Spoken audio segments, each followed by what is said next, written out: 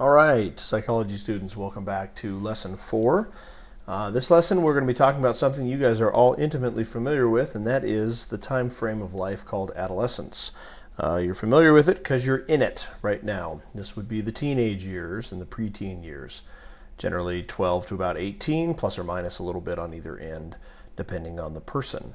A hugely important time frame and one of massive physical and emotional and intellectual and moral changes that are going on in a human being. A lot of information being processed at a deeper level than ever before, and leading on towards adulthood. So this is an important time. And so we want to talk about that. We want to take a look at some of the issues that are being faced by people within the adolescence time frame, or the teen years, and some of their challenges and struggles.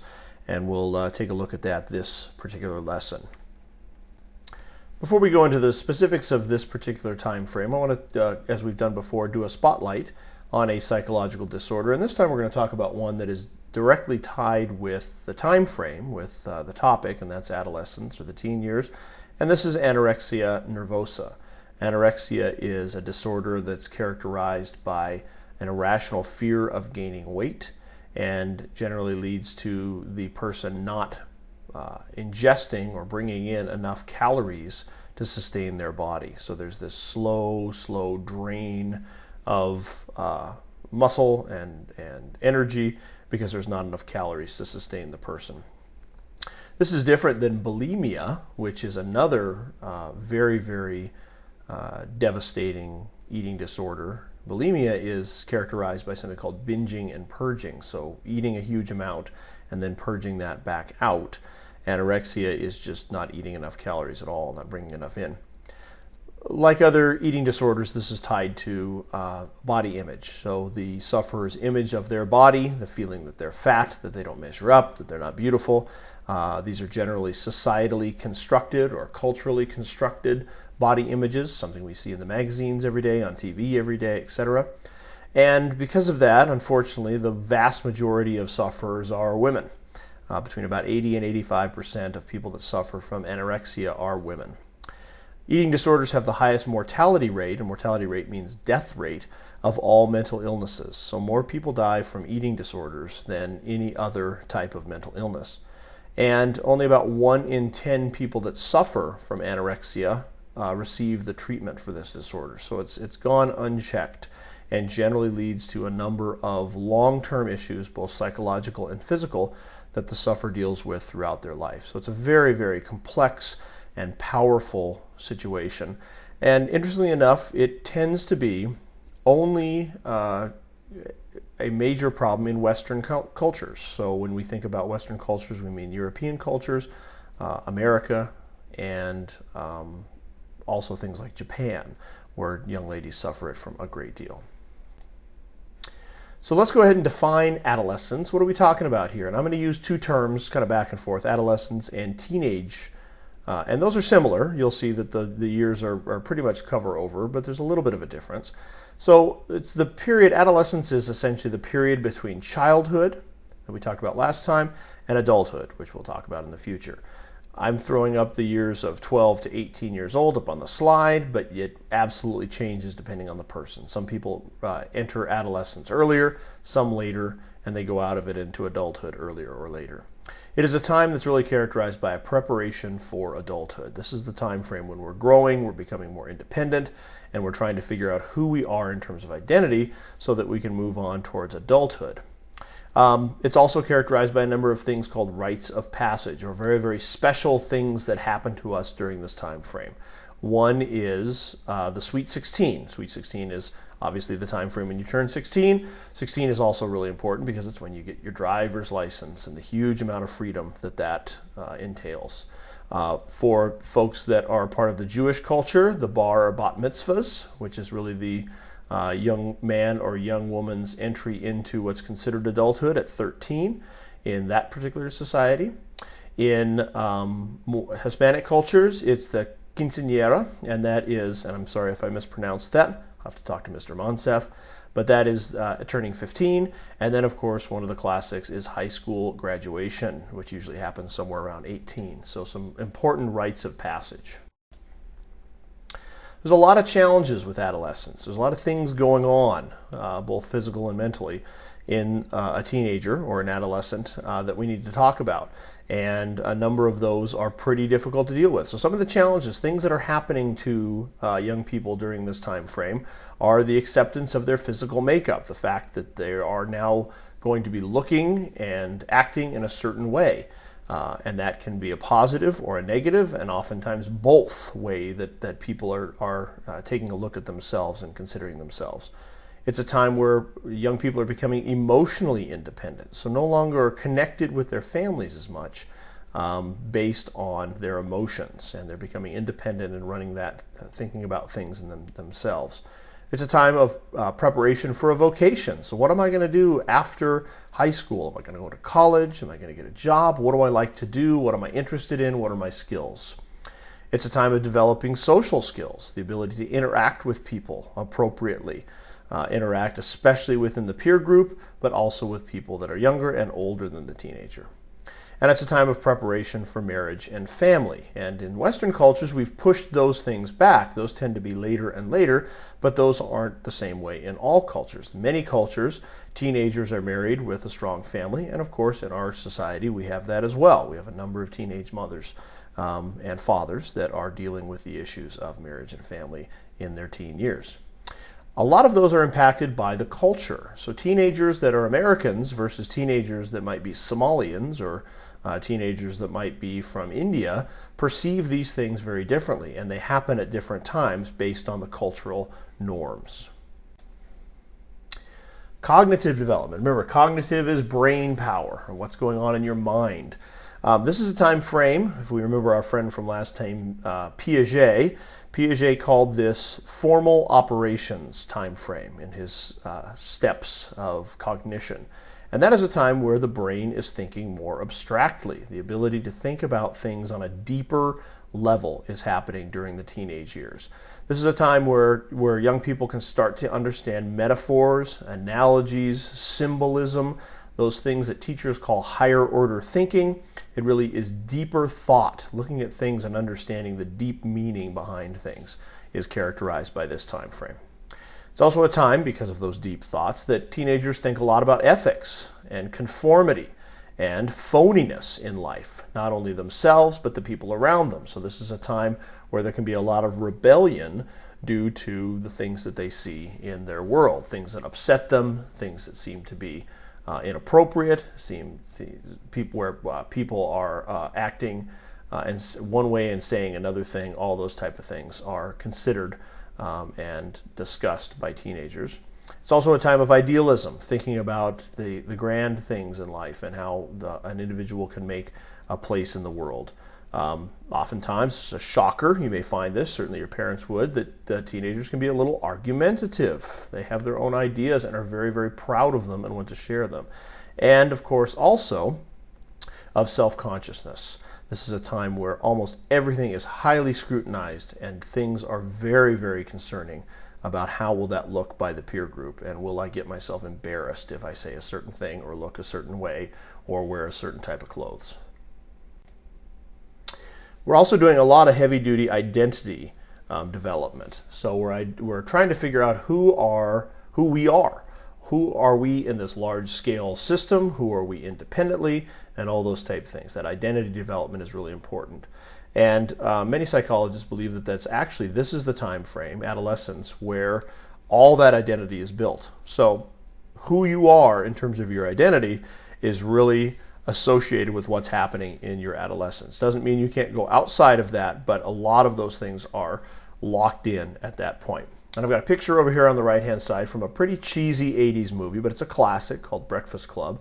And you can see several different types of people. You got the wild man way out there with the 1980s scary clothes. You've got the jock, you've got the pretty girl, and you've got the geek. And so all those different groups in terms of who is your identity and what are you doing.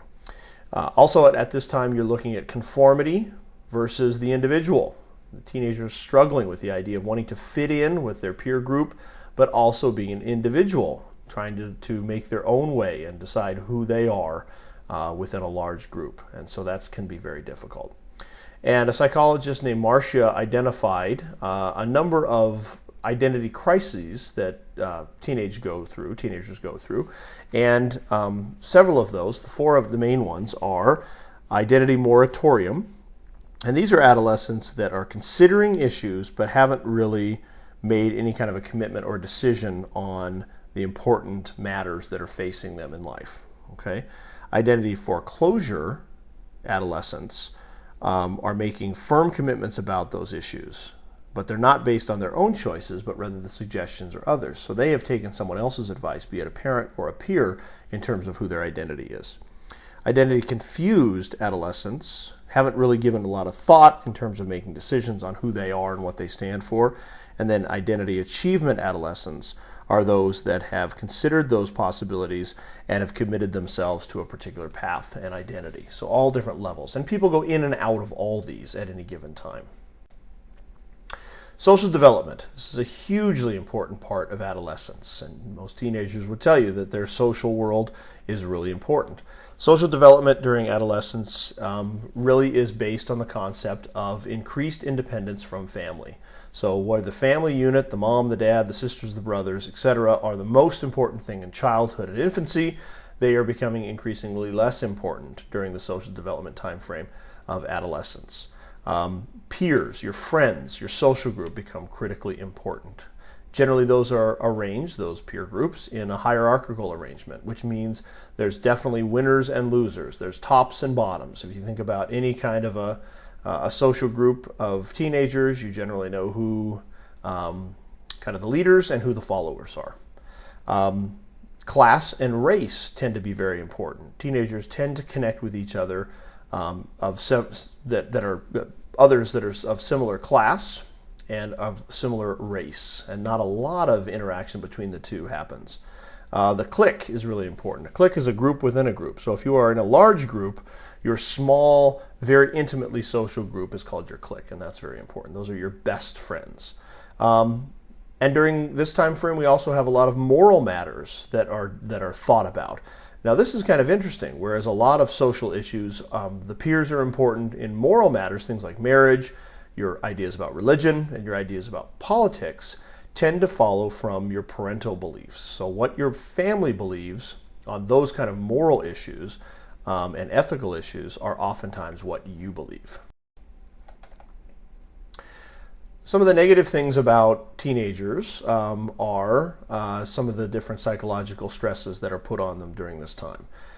Depression is rampant in teenagers, and you can see on this chart here to the right that we have rather large percentage of kids between 12 and 17 that are clinically depressed, that are having depression episodes where their ability to function is minimized by their depression. And you can see this goes up from a fairly low level of 12 and 13-year-olds in terms of percentage to 11.5% or so percentage of both 16 and 17-year-olds.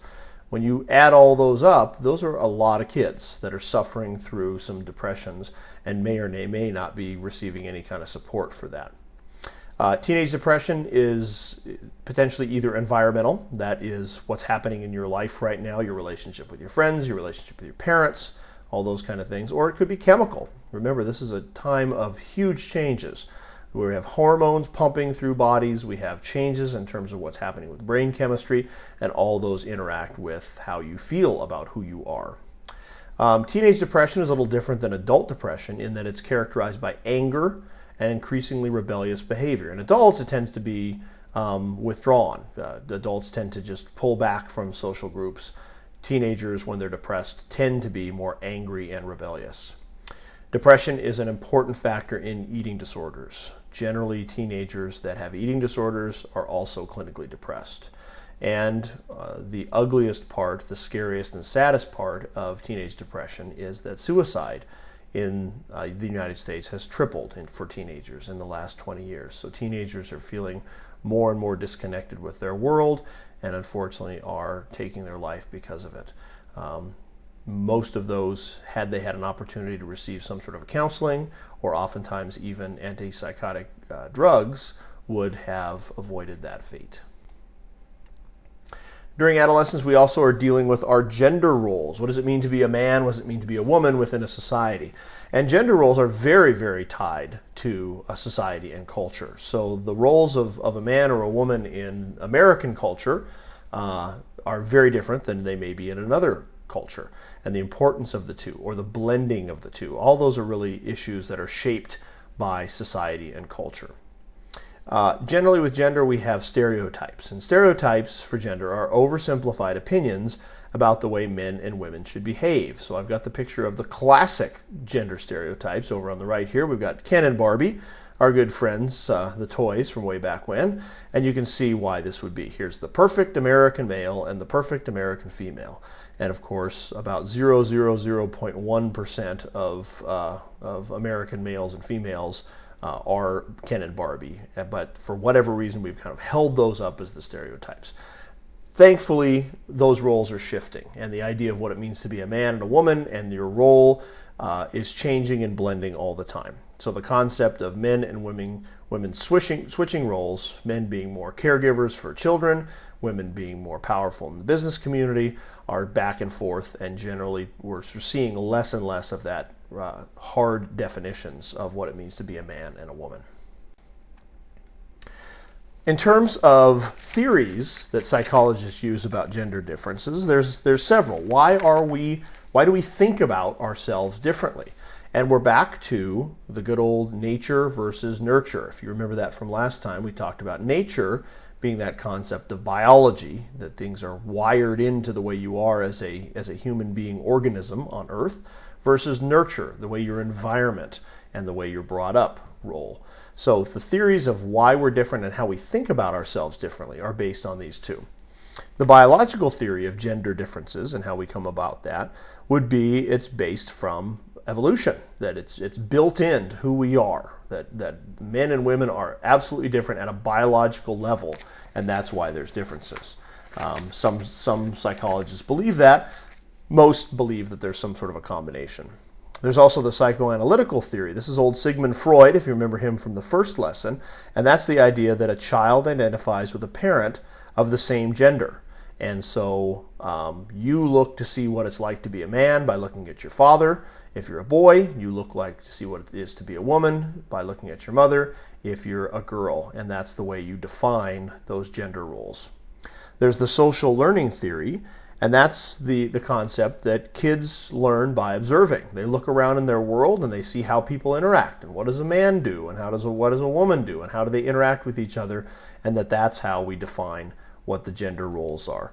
And then there's finally the cognitive developmental theory, and that's the idea is that children are thinking about these concepts all the time. And so looking at their environment, how they interact with people, and thinking about that. So, my interactions with men versus women will define my gender differences. So there's a lot of stuff going on here with adolescence. It's a critically important time for our development. It can be a very difficult time for a lot of people to work through, but it's very important for defining who the individual is when they come out, the whole idea of adolescence, the concept of adolescence towards adulthood. So we'll be talking more about that as we go. For now, continue through your lesson, and we'll talk to you.